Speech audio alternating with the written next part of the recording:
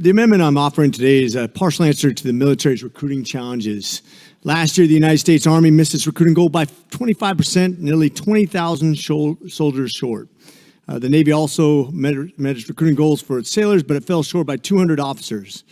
There are plenty of reasons for this recruitment shortfall. More than 3/4 of the military-aged young people are ineligible to serve because of obesity, addiction, and criminal history.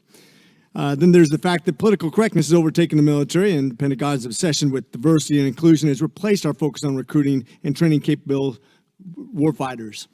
In fiscal year 2024, the Army alone will spend nearly $400 million in marketing and advertisement trying to close the recruitment shortfall. We owe it to the taxpayer to make sure many eligible recruits see those advertisements as possible. This amendment will prohibit the Department of Defense from contracting with any one of a number of misinformation or disinformation monitors that rate news and information sources.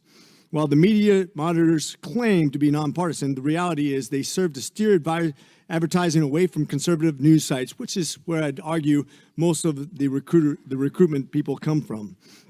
The amendment further requires that any of the advertising agencies seeking to place military recruitment advertisements also certify that they do not use these services. According to Media Research Center, the average News Guard score for the left and lean left outlets was a Green Shield rating of 91 of 100, while the average rating for the right and lean right outlets was a low 66 of 100.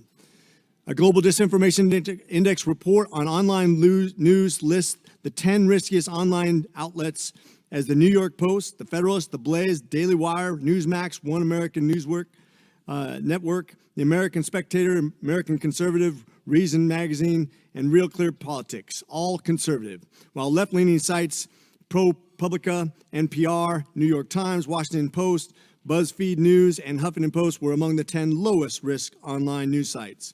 Perhaps even more concerning, NewsGuard gives a better rating to 2 Chinese Communist Party news sites than it does to Epoch Times. Mr. Chairman, we need to cast as wide a net as possible when recruiting soldiers in and out of our armed services.